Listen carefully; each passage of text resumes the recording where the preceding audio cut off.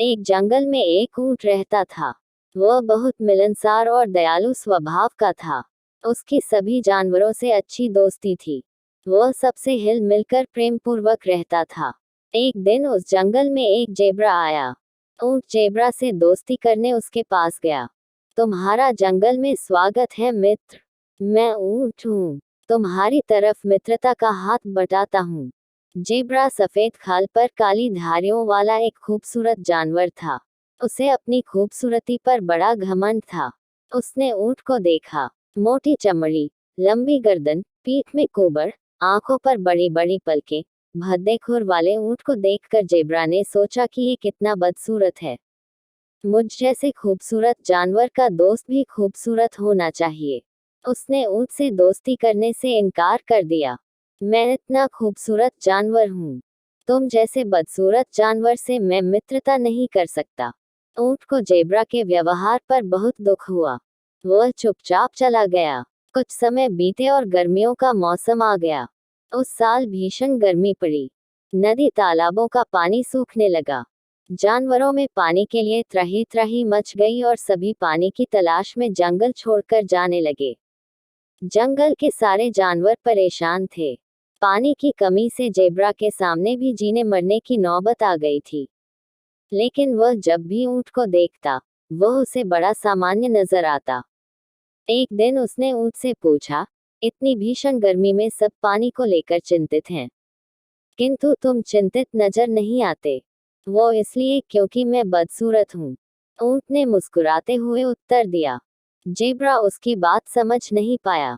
तब ऊंट ने कहा, मेरी पीठ पर ये कुबर देख रहे हो, दिखने में अजीब लगती है, लेकिन इसमें मैं पानी जमा करके रख सकता हूँ।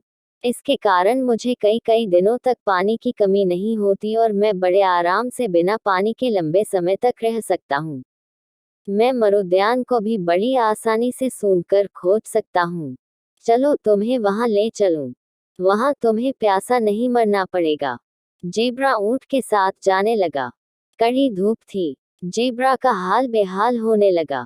तब ऊंट ने उसे अपने विशाल शरीर की ओट में चलने को कहा। जेब्रा को धूप से कुछ राहत मिली। दोनों आगे बढ़े तो एक रेतीला मरुस्थल पड़ा। वहां रेत की आंधियां चलने लगी। ऊंट ने बताया, अपनी बड़ी बड़ी पलकों के कारण मैं ऐसे रेतीले आंधी तूफानों को आसानी से झेल सकता हूँ। मेरी चमड़ी भी मोटी है, जो मुझे धूप और आंधी तूफान से बचाती है।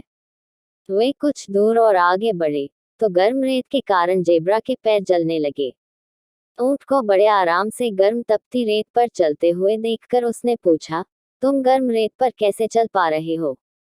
ऊंट ने कहा, ये भद्दे खुर देख रहे हो, ये मुझे गर्म रेत पर चलने में सहायता करते हैं। तुम्हारे पैर जल रहे होंगे, आओ तुम्हें अपनी पीठ पर बिठा लूं। ऊंट ने जेब्रा को अपनी पीठ पर बिठा लिया और मरुद्यान की ओर चल पड़ा। वहां पहुंचकर ऊंट ने जेब्रा को पीठ से उतारा और कहा, ये जगह पानी से भरपूर है, तुम यहाँ आराम से रह सकते हो। जेब्रा ने मदद के लिए ऊंट का धन्यवाद किया और अपने व्यवहार पर माफी मांगते हुए कहा, मुझे माफ कर दो। मैंने तुम्हें बदसूरत समझकर तुमसे दोस्ती नहीं की थी। मुझे ये नहीं पता था कि जिन अंगों को मैं बदसूरत समझ रहा था, वे तुम्हारी शारीरिक विशेषता है और उसी की बदौलत तुम रेगिस्तान में बड़े आराम से रह पाते हो और रेगिस्तान का जहाज कहलाते हो। ऊंट ने जेब्रा को माफ कर दिया। दोनों उस दिन से अच्छे दोस्त बन गए। सीख, खूबसूरती और दिखावे पर न जाएं। कई बार बदसूरत चीजें भी काम की हो सकती है। आशा है आपको the camel and the zebra story in Hindi पसंद आई होगी। ऐसी ही हिंदी मॉरल स्टोरीज पढ़ने के लिए हमें सब्सक्राइब अवश्य करें। धन्यवाद।